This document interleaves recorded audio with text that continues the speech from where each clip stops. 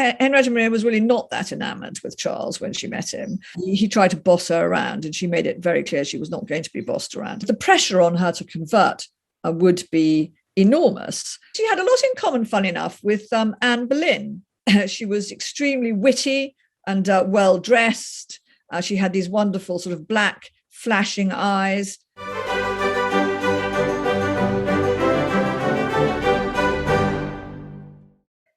Hello and welcome to today's historian interview on the British History Channel with me, Philippa Lacey Brewell. Today I'm talking to Leanda de Lisle about Henrietta Maria, the French princess who was bound to be Queen of England and Scotland at one of its most turbulent times as the wife to Charles I. Now, Leanda has written several best-selling and prize-winning books on Tudor and Stuart history, including the Sunday Times top 10 bestsellers Tudor, The Family Story, and White King, The Tragedy of Charles I, a winner of the Historical Writers Association Non-Fiction Crown Award. Her latest book, Henrietta Maria, Conspirator, Warrior, Phoenix Queen, will be published in the summer of 2022 and is the inspiration for our chat today. I'm also very happy to say that Leanda is a speaker on some of my history tours and on this autumn's Stuart Summit. And if you'd like any more details about tours or events, then please have a look on britishhistorytours.com. Members of my British History Patreon club have submitted their own questions for Leanda, which I will put to her at the end of the main interview. And you can become a patron and see the extended interview at patreon.com/British History. Memberships give you lots of history lover benefits, including putting your own questions to future guests. So, first of all, welcome, Leanda. Thank you so much for speaking to us today. Thank you for inviting me. So your newest book is on Henrietta Maria. It's not released until a few months after we're having this chat, but you were very generous and sent me a copy. So I've been reading it, and it did have me hooked from the first page, because there's so much in there about the French court and Anglo-French relations that I would love to ask you about, but that's much wider. We're going to focus today on Henrietta Maria and her life in terms of how it was shaped by her marriage to England and Scotland's King, Charles Stuart. So let's kick off by exploring Henrietta's. Do you just refer to her as Henrietta when you talk to her? You do the full Henrietta Maria every time? Well, I'm actually quite happy with her being Henrietta some of the time. I mean, Henrietta Maria is a mouthful, and yes. In the she is often Henrietta Maria, and occasionally I drop it to Henrietta, but Henrietta is fine, frankly. She's named after both her parents, but I think one parent will do. Yes. Was that a made-up name? Did they, or was that a custom? So her father was Henry, so she was Henrietta. Was that new, or is that something that had been done before? Yeah, that was something that had been done before, and is still done now. Think of Nigella Lawson. Her father was Nigel Lawson. Yes, and so she was named after her father, Henry. And in fact, when she came to England, people weren't quite sure what to call her, because, of course, she was christened with the French Henriette Marie, which is a bit of a nightmare to pronounce if you're English. And they're thinking, oh, what should we call her? And the first thing they thought of calling her was Henry. And they were going to call her Queen Henry, but then they dropped it. They thought, oh, no, that doesn't really work, Queen Henry. She became Mary to some, and then Henrietta Maria, which is as her mother's name was Marie, or Maria in Italian, and she was Italian, so hence Henrietta Maria. Right. So let's explore, to begin with, Henrietta's relationship with Charles, because looking through the lens of religion, which of course was sort of high in people's minds at that time, their match was a completely unlikely one. Henrietta being a devout Catholic and Charles being firmly Protestant. So what else was going on then for either country to have even entertained the idea of such a match? There must have been something else. Well, sort of European politics at this time was really being shaped by the rivalry between the French House of Bourbon and the Spanish and Austrian branch of the House of Habsburg. They were the great powers. And Britain, under Charles I, wanted to ally with France against the Habsburgs. Henrietta Maria's father, Henry the Great, Henri IV of France, had been a Protestant in his youth and had converted to Catholicism to enable him really to take the crown of France. But he permitted Protestantism to coexist with Catholicism in France. So it was you're perfectly able to practice your religion if you were Protestant in France. And he was also willing to make alliances with Protestant powers. Now, this annoyed some people in France, and in fact, he was assassinated when he had made an alliance with Protestants against the Habsburgs earlier. But this was a kind of revival. Henrietta Maria's marriage to Charles was a kind of revival of this, a Catholic-Protestant alliance, a Franco-British alliance in this case, aimed at the Habsburgs. And Henrietta Maria, from this point, would be anti-Habsburg in her outlook. Right. Okay. So, I was in your book. I was reading about the proxy wedding of Henrietta and Charles, which I found fascinating. I know proxy weddings were sort of quite frequent, especially where you had sort of younger children involved. But I was wondering if you could tell us a little bit more about the proxy wedding that took place in France, because I was even fascinated by the fact that Charles's proxy couldn't enter the cathedral. So do you want to just tell us a bit more about that wedding, please? Yes. So Charles couldn't attend his own wedding, although he had wanted to do so, because his father had just died and he had to be in England to organise the funeral, and indeed he wanted to be there for that. And so he had a proxy take his place at the wedding in France. The proxy was, in fact, a French relation of his, a Guise relation of his, through his grandmother, Mary, Queen of Scots, who, of course, was half French. Anyway, so they got married. I mean, Henrietta Maria, Henrietta Maria was married at the gates of the Cathedral of Notre Dame. Now, in the past, this wasn't unusual being married outside a church, because actually in church law, people marry each other. They're not married by a priest, and this is true for Catholics as well as Protestants.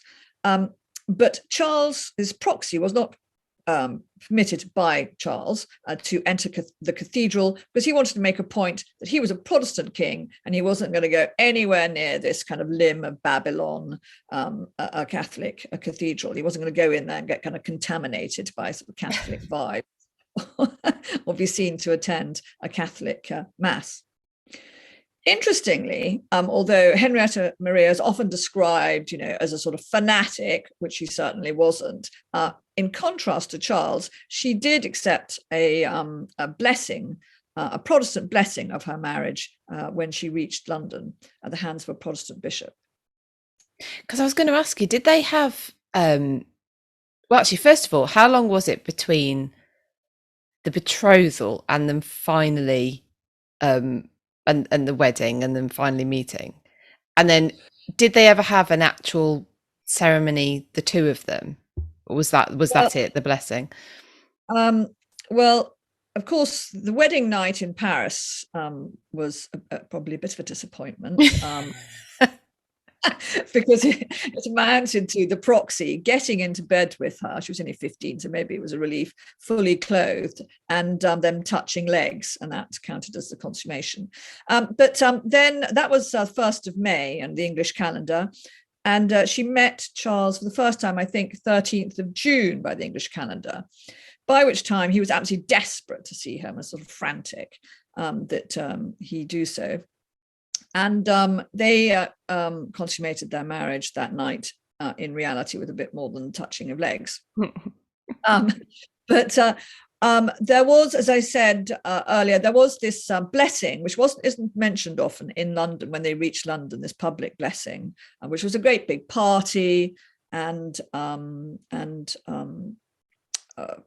people wearing all their jewels and so forth. And in fact, again, as I said, in church law, you don't need to have a church ceremony. Is not a marriage. A marriage is two people saying in public that they are married, and consummation. That is a marriage. That makes it a valid marriage. Right. And I know that one of your members wants to ask me a question later about the Grey sisters, and in fact, this was a very important factor in the marriage of Lady Catherine Grey, sister of Jane Grey, that you didn't need to have a priest or a cleric to marry you. It just needed to be a public statement followed by consummation. Mm. Yeah. Okay. Wedding history, marriage history, yep. I think is a whole interesting, fascinating topic on its own, isn't it? Very important with royals, of course, because as Elizabeth I said, it was endlessly banging on, particularly in England at her time, about who's legitimate, who's not legitimate. Because, of course, if your parents' marriage isn't valid, then you're not legitimate. And that's why it was a very important issue with Catherine Grey, who was Elizabeth I's heir. But I know I'm going off topic here. But generally important if you have wealth and property, not so problematic if you don't, which probably the majority of the country didn't. You mentioned there, though, about Charles was absolutely desperate to see Henrietta Maria, to meet her, because I think she was delayed, wasn't she, by bad weather, which was fairly typical, trying to cross the channel. And they consummated it that night. He just seems, what comes across in your explanation in the book, he just seems so excited and impatient to meet her. Now, was that in the character of Charles, or was that something particular to Henrietta Maria for him? I think it was a bit of both, but mainly in the character of Charles, because of course he didn't know her. He'd only heard about her. He heard very good reports that she was that she was attractive, both in her character and in her physical appearance. But I think the Stuarts were all physically very energetic people, incredibly energetic and quite sexually driven as well. I mean, we all remember Charles II, the Merry Monarch, but he was not the only one like that. But Charles had been brought up by his father. His father had been very clear, look, you've got to be very careful about having mistresses, because then you'll have illegitimate children, and they are a nightmare for the crown. They cause endless problems, which they certainly had in Scotland. And would do so in France as well. And so Charles was, so definitely, he was a young man of 25 at this stage. And he did sneak behind his father's back, to have the odd girlfriend with, Buckingham helping him out. But to be honest, he made it very clear to those, close to him that he was basically feeling incredibly randy, and, having a wife, he could have a shag fest. And and there's a description of him the day after his wedding night, and he is, wreathed in smiles and delight. He's very, very happy about that. At the same time, he was genuinely concerned on a sort of political and diplomatic level that France might hang on to his lovely bride because the Anglo-French alliance was breaking down even before the marriage was consummated. And there was talk in England of, maybe they'll keep her in France. Maybe they won't they'll keep our queen in France and they won't give her to us.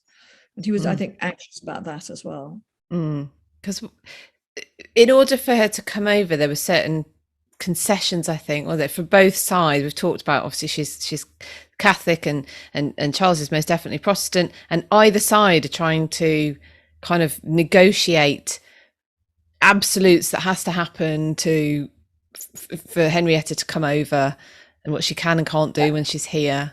And they were opposing, weren't they? Yes, exactly. So in England, the Catholic mass was illegal. It was simply not permitted, except within embassies, and British subjects were not allowed to go under any circumstances. And Charles's mother was reputed to have converted to Catholicism, but she certainly never dared practice publicly. or produce even any Catholic prayer books or any Catholic looking items. So Henrietta Maria, brother Louis XIII and her mother Marie de Medici insisted that she was permitted to practice the Mass, that she would have her own chapels, and that she would have her own ecclesiastical retinue, and that when she arrived, she would be waited on only by Catholics in her monks, her ladies in waiting. And the reason this was, if you think about it from their perspective, this girl was 15 years old. She was going to a Protestant country where Catholics were persecuted for their religion, and were not allowed to see, as I say, to have Mass, and indeed Catholic priests were periodically executed if they were found in England. And the pressure on her to convert would be enormous, to convert to the religion of the majority and to her husband's religion, and he was head of his own church. So that's why they insisted on those those conditions. And in England, they were not too pleased about it, and indeed Charles had to keep some of the things he had agreed to secret, because it would have caused such outrage. Because I love this quote from your book, because you wrote, "She bore the weight of Catholic hopes as well as Protestant fears." Yes, she really did, poor girl, on very narrow shoulders. So the Catholic hopes were that they'd have a Catholic queen, and a part of one of the things that Charles had agreed to and James had agreed to was as a sort of to lessen the persecution of Catholics, and so they wouldn't be arrested or fined. They wouldn't be arrested for going to Mass, or they wouldn't be, more to the point, they wouldn't be fined for refusing to attend Protestant services, which they were obliged to attend. And they pay these heavy fines, which ruined people. I mean, if you were poor, you couldn't pay, you'd be put in prison, and then of course you couldn't work, you couldn't support your family, so you starved, or they starved. So it was really quite a serious thing. But when they got there, Charles sort of reneged on that, and then continued, in fact, to fine and so forth. So those were the Catholic hopes. Protestant fears were that if the Mass was somehow allowed in England, or if Catholics weren't persecuted, that they would grow stronger and stronger. You have to remember that Protestantism had only been around for since the reign of Edward VI, and less than 100 years. There had been several major rebellions against it. When they introduced the first Protestant prayer book, there'd been the Prayer Book Rebellion, massive rebellion in the west of England. And in Europe, the Counter-Reformation was being enormously successful, was sweeping back Protestantism.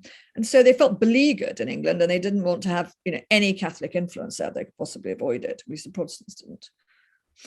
Now, I want to get on to, we've mentioned him very, very briefly, onto Buckingham. We're going to get onto him in a minute, but I just want to take a slight step back and just and ask you how, because you mentioned there that Henrietta Maria was 15 at the time of her marriage and coming to England. How prepared was she to come to England?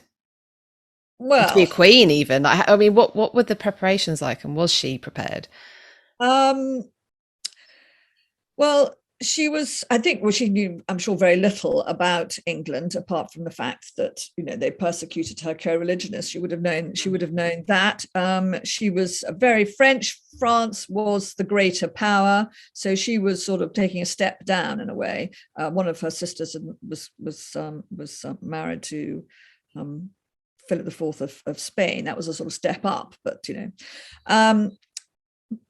But she had been prepared in the sense that her mother, for example, had given her a long letter of instructions, what she was to do. So she was told that she must love Charles and obey him in all things except religion. And in this regard, and that she must always put the interests of Britain ahead of France or anywhere else, but that she should try and encourage a friendship between England and France. Not easy at the time when Anglo-French relations were breaking down.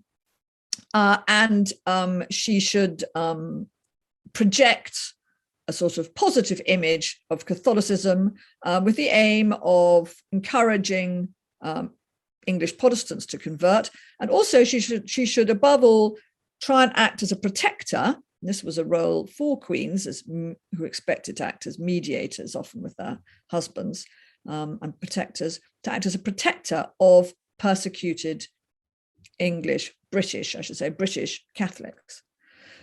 And that was, quite a big ask, and something that she took very seriously. And she did pursue, to a greater or lesser extent, all these aims all her life. I'd say that the one that she was weakest at was probably the one which involved obeying her husband in all things except religion. She didn't always do that. She was quite a fierce character. She had a lot in common, fun enough, with Anne Boleyn. Like Anne Boleyn, she was extremely witty and well-dressed. She had these wonderful sort of black flashing eyes. So those are the positive things. And on the other side, the darker side, Anne Boleyn was an evangelical. It wasn't quite a Protestant. She was an evangelical, which was not, and was certainly anti the papacy, which was very unpopular in England during her time. And Henrietta Maria, of course, was a Catholic, which was very unpopular in England at the time. And so they were both attacked and maligned. And that's some of the things they have in common, I find. And of course, Anne Boleyn was French educated. Yeah, so quite a few parallels. One not parallel is that their personal relationship with their husband it goes quite differently, because I was also fascinated by just the kind of arguments that they're about their fundamental beliefs and and their actions and things they were totally disagreeing with each other on, and yet personally they seem to have had such a bond. Did that continue? Was this something that, did it ever break down, or were they still sort of very much? Well, I think you mentioned Henry VIII and Anne Boleyn. I think, and as I said, it was like the opposite. So with Henry VIII and Anne Boleyn, they fell in love and then they fell out of love. And that ended, of course, with Anne Boleyn's dreadful execution. With Henrietta Maria and Charles, Henrietta Maria was really not that enamored with Charles when she met him. She got very, very angry with him, particularly when he broke the terms of the marriage treaty. And he tried to boss her around, and she made it very clear she was not going to be bossed around. I mean, she was a really stroppy teenager, and she bit back just as teenagers do. There's a hilarious scene when they have a row in bed with her shouting at him, and he was saying, "You really need to do this," and her saying, "I'm not going to do it, and I'm miserable here, and everything's your fault." I thought to myself, God, you could hear any teenager. It's your fault. Yeah. It's your fault. And he's sort of like, oh my God, what's happening here? But they do then go on to fall in love, and just in the nick of time, because as you may remember, with Anne Boleyn is accused of having an affair with a musician called Mark Smeaton, and that is the beginning of her downfall. With Henrietta Maria, story is not very well known. The Duke of Buckingham, who is sort of not her friend, tries to do a sort of Thomas Cromwell, and implies that she's attracted to this murderous court musician. But Charles doesn't believe it, and it doesn't stick in any way on her, because he's already fallen in love with her. And yes, and so their bond does absolutely remain until his death, although periodically she gets annoyed with him because she trusts him for years, and then she realizes before the Civil War that he's making some very stupid mistakes, and she gets very frustrated and angry with him and the errors he makes. So she gets, but just as one might get annoyed with anyone one loves, you don't always agree with everyone you love. You don't always think the people you love have made the best decisions, and you might say to them, "You're being an idiot. Don't do that. Don't be an idiot." I mean, you can say that to someone you love very much. Yeah. I love the point about the fact we do need to remember she was a teenager. So she's 50. So, the first 5 years of being queen, you could say, at least, at the stroppy times, Yes, and absolutely. Yes, and she would, and it was she was an extremely difficult, when they took away all her friends, all the people that had brought, people who had brought her up, a year after she arrived. She was suddenly all alone, and she sort of weeps and wails, and and is sort of desperate and talks about how she's going to sort of die of misery. And again, that sort of, although she was always quite dramatic, but the level of drama was again quite reminiscent of a very passionate and pained teenager.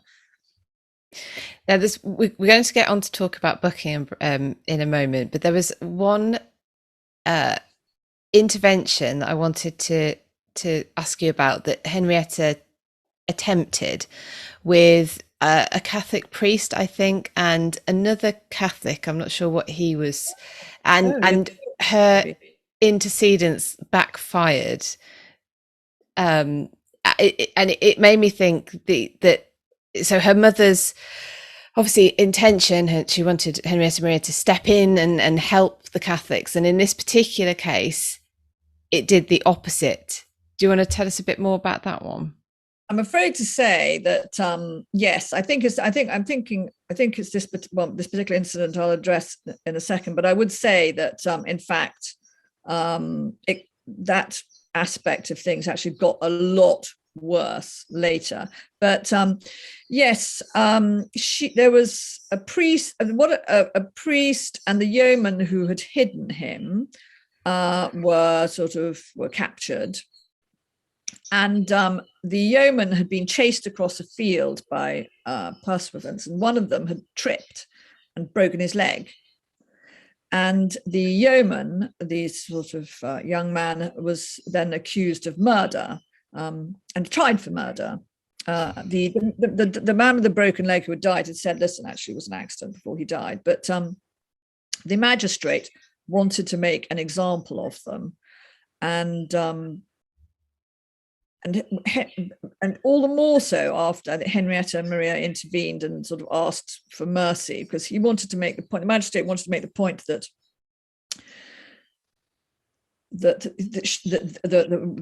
nobody was above the law, and you couldn't have, and so it didn't matter what the king or queen said or what they asked for, it was up to the law. And so both men were duly executed. Although ironically, he's put himself above the law by making that decision. I know, because he went actually to see, I think, the head juror in his home. So absolutely, he did. It was a very, very unpleasant story. But later on, I think the worst mistake, I hope I'm not jumping ahead, I think one of the worst mistake, I think, ironically, that Henrietta Maria made was when Charles went to war with the Scots. The Scots rebelled against his imposition of a new sort of Anglican type prayer book, because the Scots were more Presbyterian, they're more Calvinist than the Church of England, and they didn't like it, and they rebelled. And so Henrietta Maria, or Maria, you can call her either, was advised by the sort of papal envoy that, look, this was a great opportunity to show Charles that he had nothing to fear from Catholics, that Catholics were friends, and that while these Calvinists were rebelling, Catholics would prove loyal and they'd really, really help. And what she needed to do is get Catholics in England to raise money for his army to defeat the rebels. Which she duly did. And English Catholics were not too keen to do this, because they were used to surviving by keeping their heads down and keeping very, very quiet and hoping nobody would notice them. They did not want to be seen and draw attention to themselves. But this, of course, did draw attention to them. And they then got blamed for the war. It was said they were behind the whole Anglo-Scots war. They were responsible for it in some sinister way. And that they were plotting with the Church of England bishops to bring in sort of popery and to crush all good Protestants. And it was a massive disaster. Yeah, for Catholics. That sort of gave ammunition, if you excuse the pun, to the Catholic opposers. Yes. So I want to talk about, we will get onto the civil wars or Henrietta Maria's life during the civil wars, but I just want to speak about the Duke of Buckingham, because Duke of Buckingham is sort of, I think he's more linked in popular memory to Charles's father, James. Yes. But when James dies, well, I think before James dies, actually, he's sort of muscling in with Charles. He's sort of working out which side his bread is buttered, and he becomes very pally with Charles, doesn't he? Now that has an impact on Charles's marriage to Henrietta Maria. Yes. Do you want to tell us about that? And also, Duke of Buckingham manages to get himself assassinated eventually. And was there a change then in Charles and Henrietta's relationship with his death? Well, yes, it's sort of fascinating, really, psychologically, I think, because yes, Buckingham and Charles at first are kind of rivals for James's attention, and James, and Buckingham wins every time, but then he realizes that, look, James is old, he's not very well. What's going to happen when he dies? Bad things can happen to favorites of previous monarchs. So, for example, when Marie de Medici in France was regent, her favorite was murdered on the orders of her son Louis XIII as soon as he sort of came of age, or not long after he came of age. I think he was 15, possibly 16 when it occurred. And this was a wake-up call to Buckingham. So he thought, oh, God, okay, so I'm going to start sucking up to Charles. And Charles was a sort of lonely boy. He was a very sort of, loving person, but he wasn't good at reading people. I don't know whether he was sort of on the spectrum or what, but he wasn't good at reading the room, and he wasn't good at reading people. And he didn't have, and suddenly this incredibly glamorous young man who was very close to his father, was paying him all his attention, became his close friend, was advising him, was helping him with girlfriends, supported his diplomatic plans, and was even started taking his side over his father. So Charles became absolutely devoted to Buckingham. And so very unusual, when James died, most people, certainly many people, hoped, great, Buckingham's going to be good. There's going to be a new broom, out with the old, in with the new. Great, I wasn't doing that well under James. Now I can do well, hooray. No, because, Buckingham was still around and was very much hated, partly for his monopoly of power, partly because the people believed that he was responsible in some way for Charles's brand of Protestantism. Charles believed in this particular sort of beautified form of Protestantism, which the sort of more Calvinist Protestants disliked, and they believed that Buckingham encouraged that, and also Buckingham led a series of foreign policy disasters. And so he was sort of all round hated, and in the end was assassinated. I may say, Henrietta's often been blamed for the sort of having some role in the path to civil war, or for Charles's falling out with parliaments. But actually, Charles had massive falling outs with Parliament in the 1620s. Buckingham was at the heart of that, and Charles's break with Parliament in 1629 for 11 years came just months after Buckingham was assassinated. Now, did this change his relationship with Henrietta Maria? Yes and no, not to the extent people have said. Charles was already in love with Henrietta. They were already very close. Inevitably, this meant that there was no other real rival for her affections. He never had another favorite. I think he realized that having a favorite had been a gigantic mistake, and he didn't need one now. There was no figure from his childhood like Buckingham around, and he had the devotion of this wonderful wife. So he didn't need another Buckingham. So in that sense, she became more powerful. it also really changed her relationship, mind you, with it made it more, she was the new person to blame for Charles's mistakes.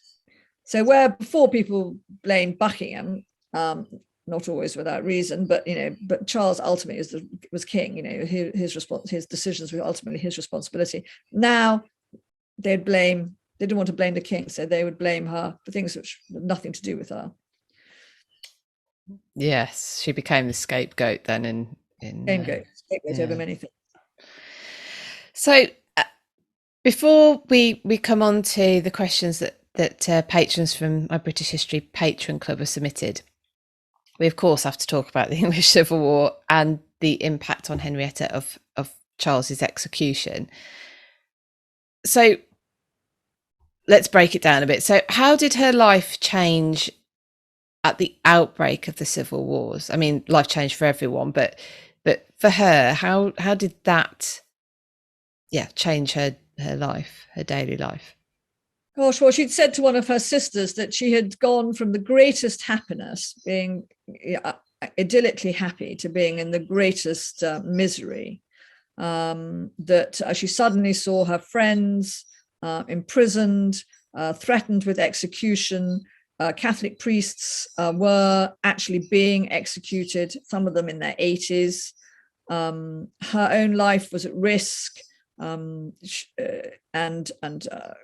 very much they did try and kill her, and her children's lives, her husband's life. She had to leave England, and she had to become a different person. So as before, she hadn't been much involved in domestic politics, except insofar as she tried to sort of protect persecuted Catholics and so forth, and do those sorts of things. She now became very involved because she realized that Charles was making a whole host of mistakes, and also he was no longer allowed to choose his own ministers, and so there were very few people he could turn to for advice. And so she started doing that. She tried to get him to compromise and woo his people, but he did everything a beat too late, or didn't do it at all. He did what drove her mad, as he would say, "No, I'm not going to say to Parliament, I'm not going to give you this. No, I'm not." And she'd say, "No, give them that. No, give them that, or give it to them before they ask for it." He'd say, "No, I'm not giving them that. I'm not going to give them that. I'm not going to give you that." And then he'd give it to them. So, I mean, if you think about it, if you train a dog, with a bone, you don't say to the dog, "You can't have that bone. You cannot have that bone," and then let them have the bone. Because is that going to treat the dog not to take the bone? Of course not. So she had to become more involved. She had to leave her country, which was England, as she considered it to be her country now, after being there since childhood, to go to Holland, where she had to, again, I said, to become a different person, to become a very political animal, raise money under arms, make sure that Parliament couldn't get arms themselves from the other European powers. She had to sort of get these arms into England. And then she came back to England. She had to face, death. As I said, they tried to kill her. They actually shelled the sort of cottage that she was in when she landed in England, and in an effort to kill her. And she became, very involved in military affairs in the north of England, and took an army south, conquering towns. She was no longer playing in masks. She used to play the Amazon. Now she was an Amazon. So that all changed her. And I think the horror of the war impacted on her as it impacted on everyone. People she cared for died. She became ill. Probably with tuberculosis, and it was humiliating when she went into her second exile in France in 1645, or gosh, my mind's going now, 1644. You can see there's a drawing of her at 15. I've actually got these in my new coming book. I've got a drawing of her 15, looking absolutely like a sort of wonderful, sparkling girl, so pretty and so alive. And then I've got a picture of her by the same artist, a drawing of her by the same artist in 1645. And you can see the strain in her face and the stress. And it's humiliating suddenly being impoverished, having to go around begging for support for your husband, as she did, and to try and maintain status. You don't want to look weak. If you look weak, people are not going to invest in you. They're not going to invest in your husband's cause. So somehow there you are with almost no money on your own, and you've got to go around looking like the Queen of England, and you've got to go around behaving like the Queen of England. You've got to sort of convince people that your husband's cause is worth investing in, whilst also fearing for his life, the life of your friends, the life of your children, and your own life. Quite incredible. Yeah. Yes, no, it was. I think it was incredible, absolutely. And her children, were fighting as teenagers as well. I mean, they were engaging in battles and things as teenagers. So yeah, I think that was also a great strain. And then, of course, when the execution came, it was sort of a great blow. Where was Henrietta Maria? Was she in London at the time of the execution? His children weren't they? Or his younger children? His younger children were, not the older ones, who Parliament wanted to capture and had accused of treason, so were at risk of execution. No, the little ones, well, the two little ones, the little girl, the little boy, and there's the most dreadful scene, which I describe in White King, of them seeing their father just before his execution.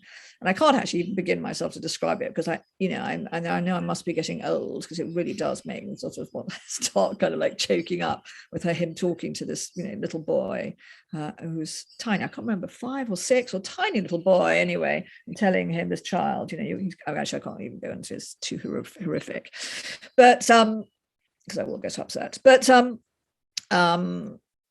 But yes, so she was in Paris, and she had no idea what was coming.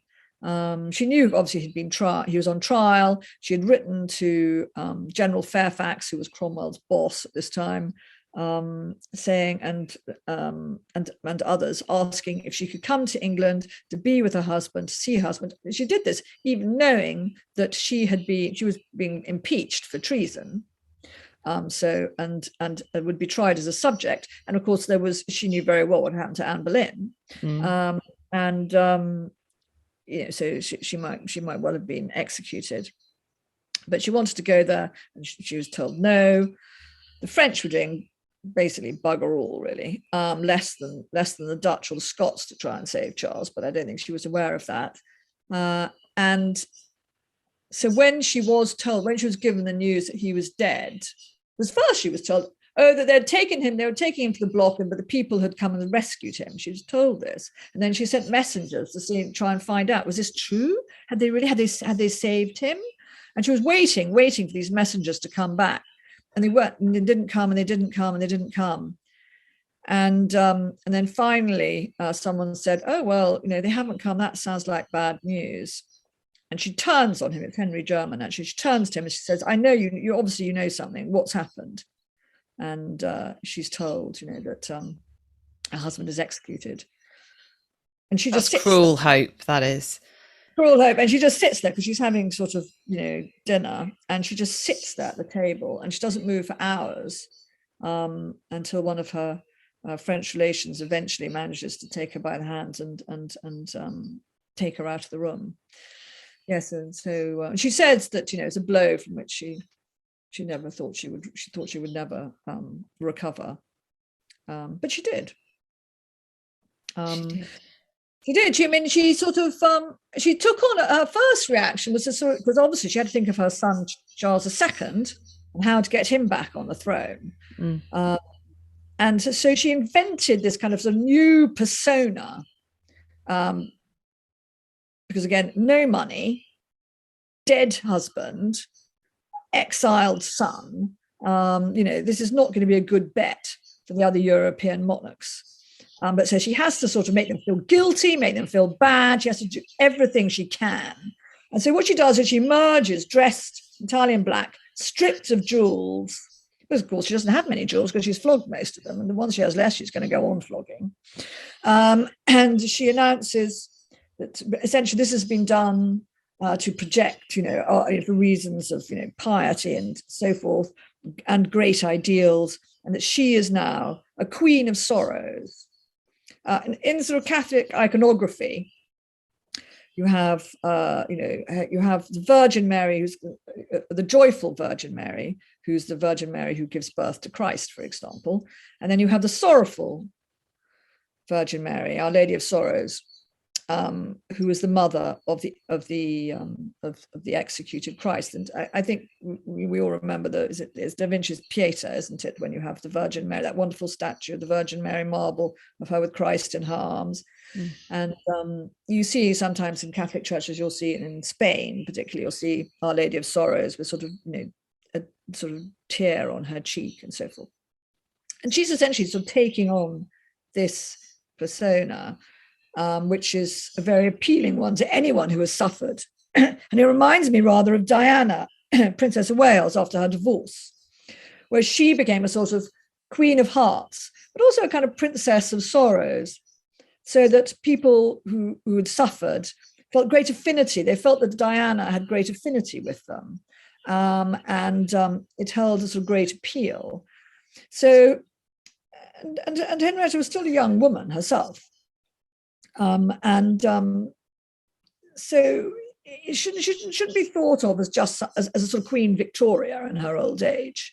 She should be thought of more as Diana post-divorce, really, except without the jewels. Sorry, I seem to develop a frog in my throat. That's okay. So, and of course, we know that the Interregnum, as it's referred to, lasted 11 years. They wouldn't have known what the future would hold in store. So what was life like as time went on for her, and she's the queen of a country that actually technically is saying we don't have a monarchy anymore, we're a republic? Like, where does she fit in the world, and how does she just go about being? Is it always a focus on Charles has to get back on the throne of England? Yes, I mean, she never gives up. So she does everything she can. So she thinks, well, money, we need money, and status. So I must get Charles II. I must get my son married. So she tries to get him married off to her awful niece, the Grande Mademoiselle, who's the sort of richest woman in France. That's one of the things she does, which is sort of quite hilarious and doesn't work at all. I mean, the Grande Mademoiselle is quite a character, I can tell you. And I think Charles had a sort of narrow escape there in many ways.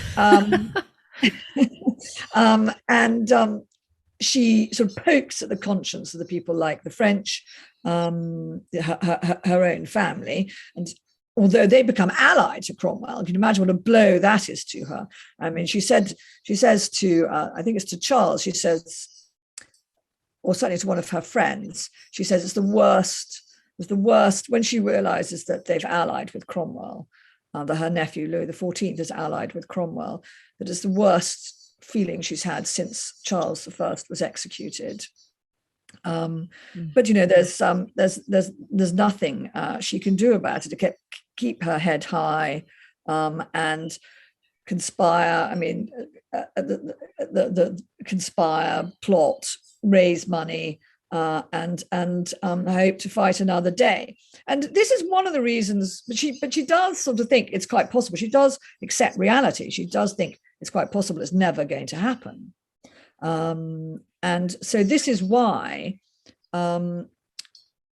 she when with her youngest son Henry, when he finally comes to England, why she's keen to encourage him to convert, not only because she's become whereas when she was Queen of England, she had a great many Protestant friends who were friends who were themselves protectors of Puritans. One of her closest friends, Henry Rich, Earl of Holland, was even reputed to have had an affair with her. And his came from a great Calvinist family in England. But she believed that one of the reasons that everything had happened and that Charles had ended up being executed was because of the divisions within English Protestantism, and that this had all stemmed from what Henry VIII had done. And so she blamed Henry VIII's actions in breaking from Rome for the Civil War, for her husband's death. She became much angrier about all that. And she raised her daughter, who was in France with her youngest daughter, a Protestant, having had all her children before baptized as Protestants. She had this youngest one raised a Catholic. Sorry, did I say raised a Catholic? And she tried to convert Henry and was quite determined to do so. And this has always been said, oh, she was dreadful. She was being, frightful, sort of fanatic old bag. But actually, what her point to Charles II was, this is going to be much better for him if he does, because, he can marry a rich, he can marry into the French royal family, or he can marry into the Spanish royal family, or the Pope can make him a cardinal. He didn't even have to be a priest to be a cardinal. Make him a prince of the church. He'll have money. He'll have power. Whereas, they were all, Charles and James could barely feed themselves. What was going to happen? So, so she was realistic as well about their prospects. She fought for Charles's restoration, but she knew that it might never happen. In the context, listen to you then. In that context, you can see how James, her son, so skipping on a couple, so you get Charles and then you get James, would have converted to Catholicism quite happily if he's been listening to his mother and had quite convincing arguments as to why that would be a advantageous move. I can see that, but I don't think James's conversion had anything to do with his mother. Right. And I'll tell you why, because first of all, it happened years after the Restoration, long time after the Restoration. So there was no, in fact, and it was obviously extremely bad for him to become a Catholic in England, and ended up with him losing his throne. So there were no advantages, political or diplomatic, in him becoming a Catholic when James did so. And he often quarrelled with his mother, and in fact he quarrelled with his mother in the year of the Restoration because he married Anne Hyde, and she was furious about it, absolutely livid. But I think, but it was actually because he spent, I think his conversion was rooted in the fact that he spent years in exile in a Catholic country, surrounded by Catholics, and so the sort of persecution of Catholics in England and the British anti-Catholicism came to seem to him quite ridiculous. I think that he also felt that the divisions in English Protestantism had something to do with his father's death. And then, for whatever reason, Anne Hyde, and I don't know that much about it, so I really can't go into it, but Anne Hyde, who was the daughter of the Earl of Clarendon, who was very much a Protestant. She was very much brought up a Protestant, Anne Hyde. For whatever reason, she converted. And so I think it's much more likely James was influenced by his wife, who converted before he did, than by Henrietta. I mean, it seems like, I think the danger of suggesting it's Henrietta as well, which I really don't think has anything to do with her, is that historically we have everything constantly. Henrietta's responsible for this, she's responsible for that. She is sort of Eve to Charles's Adam. She's supposed to be behind this, behind that, which things that she actually had very little to do with. So I don't think she had much to do with James's, although of course he would have felt some affinity with his mother after he. I was just wondering if the seeds were sort of sown at a much earlier date, in that way. I don't think so. I mean, I think she was certainly in the late, just before the Civil War. when she was becoming much more assertive about her Catholicism. She was trying to sort of, take Charles, I think particularly, to mass, or gave one of her daughters, gave Mary a rosary, it said anyway. But I mean, James was quite little. I don't think so. I mean, their father was a passionate Protestant. And I think that Henrietta made a mistake in trying to convert Henry. She underestimated that Henry's last conversation with his father was his father saying, I am dying for the Church of England, I am dying a Protestant, and, you obey your mother, but not in religion. And, Henry was not going to betray his father's sort of dying wishes. And I think all the children adored their father, which says something quite interesting about Charles. They all adored Charles. And I think if Charles had lived longer, I think, to be honest, I think their influence in religion they were much more influenced by their father than by their mother.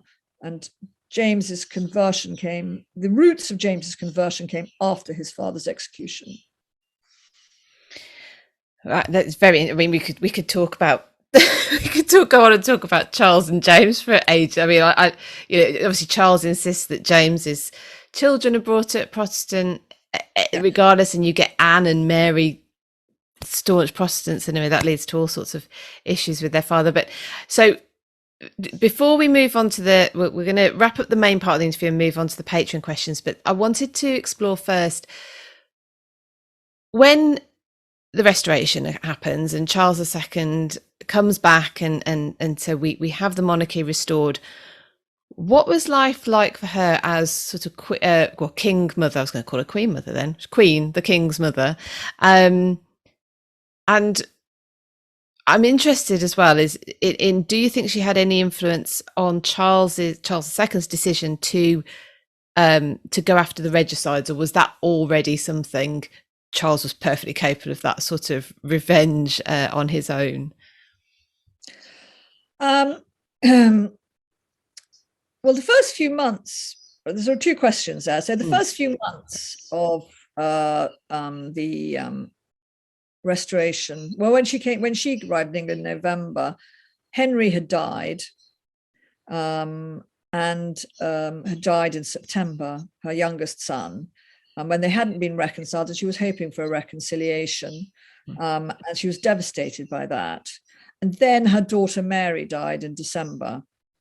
And so all the joy of the Restoration was sucked out and flattened and destroyed for her then. And she went back to France in January, from memory, with her youngest daughter to get her married. But then she returned to Britain a couple of years later and had an absolute ball and had a fantastic time. She had more money than she'd ever had. Her court was said to have been merrier than that of the merry monarch. It was said at the time to be by far the sort of jolliest court. She restored Somerset House and her chapel there. She started rebuilding her art collection, all these things that had been taken and destroyed in the Civil War. And she really was the Phoenix Queen that she'd been proclaimed as when she first came back. She was sort of reborn and was still taking part in politics. And what was your other part of your question? Remind me. I just wondered whether you thought she had any part of the revenge against the regicides. Regicides, yes. And by the way, Robert Harris is bringing out a book on the regicides in September, which is about the time my book's coming out in August. Perfect. Twinning. So that'll be interesting. So I'll be interested to see what his take is on that. But no, Henrietta was not vengeful, actually. So, for example, she had a lady in waiting, Susan Denby, who was the sister of Buckingham, and who she hadn't much liked when she arrived in England, understandably, but who had become a very loyal lady in waiting and had died in exile. And her son, her eldest son, had been a parliamentarian, a Roundhead. And Henrietta saw him, was very kind to him, was very nice to him. She was ready to sort of forgive and forget. I'm sure she wasn't prepared to forgive and forget the regicides, but then you know, somebody had to pay, and Charles II was quite capable of making that decision on his own. And so it was the regicides, which is a fairly sort of limited number. And you have to remember that, of course, Henrietta's own father had been assassinated. He was murdered rather than executed. And the murderer, the assassin, I mean, his death was so horrific. You described this in the book, and I thought, wow, I don't know if we want to go into it. Maybe people have to read your book and find the details. But I mean, I edited out a lot of the worst as well. That isn't even all of it. Oh goodness, okay. And I just thought, wow, we think of some of the brutal methods of being hung, drawn, and quartered in this country. I would say the French at this point had their levels of imagination. It was madness. It was madness. And and there's this sort of element of sort of cannibalism as well. And not just that was a surprise. Yeah, I read that. In England, we didn't go in for eating bits of people, which is something. We did use people's heads as footballs, which wasn't very nice during the Civil War. But people, I'm afraid, good and bad in every race and every place, as they say. Indeed. Well, so that. Thank you so much. I'm going to wrap up the end of our main chat now before we go on to the questions from my Patreons. But before I do that, let people know, please, where they can find you. What we'll mention your book again, or you can mention your book again, of course, and the other books that you've got out. Basically, anything. Where can people find you and find your work? Right. Okay. Well, I've written several books on the Tudors. As well as the Stuarts. They're all on my website, leanderdelisle.com, and you can buy them from Amazon or Waterstones, or order them from your local bookshop if they haven't got one in stock. I know that somebody's going to be asking questions from my book, The Sisters Who Would Be Queen, which is about Lady Jane Grey and her sisters, and inspired my shelf behind me. By Philippa Gregory. Yes, there it is. It's yours. I've got your two, but I've got two of your books. I've got The Sisters Who Would Be Queen, and I've got After Elizabeth. Oh, brilliant! Yes, actually, that's inspired a couple of novels as well. I've got some. What I quite like is actually that I've got Liz Fremantle and Philippa Gregory wrote novels inspired by Sisters Who Would Be Queen. Now, someone on Twitter I saw the other day just brought out a book inspired by After Elizabeth, and then I wrote another book called A Tudor: The Family Story, which tells the whole story of the Tudors, beginning with Owen in the middle of the 15th century. That's a popular one. I hope you'll all enjoy that. And then, of course, there's White King, which won the Historical Writers Association Non-Fiction Prize. And you can get them all, as I said. Oh, and I've also got a podcast, which I've been very bad about because I did some and I haven't done more. But those of you who enjoy podcasts, there's quite a few podcasts, 10-minute Tudors. Yes, I've listened to a few of those. Very good. I liked the one about Isabella of Castile. You did one, which was. Oh, that's right. Yes. I'm glad you enjoyed that one. And it's our 10-minute Tudors. And and I'm on Twitter, and I bit on Facebook, although I'm rather useless at that, and I need to sort of do something about that. Okay, so Twitter will be the best. And I think your new book is available to pre-order. I think I saw on Amazon now. Yeah. So certainly by the time this goes out anyway. So if I just remind people of the full title, is this the same regardless of country, by the way? Because sometimes they change. No. Okay. So in England, I'm going to have it's Henrietta Maria, conspirator, warrior, Phoenix Queen. And then in the United States, it's Henrietta Maria or Henrietta Maria, the warrior queen who divided a nation. Okay, I thought there might be a different title, but and my audience will be all over the world actually. So that's good. So we can look out for the relevant title in our areas. So we'll wrap up there before we move on to the Patreon. So we'll say bye-bye and thank you. Bye-bye to everyone watching, and thank you, Leanda, for that was a fascinating insight into Henrietta Maria. Thank you. Thank you very much. I'm glad you enjoyed it.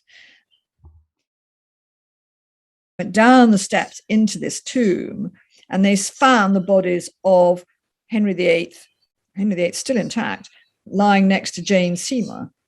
And so they decided to bury him with Henry VIII.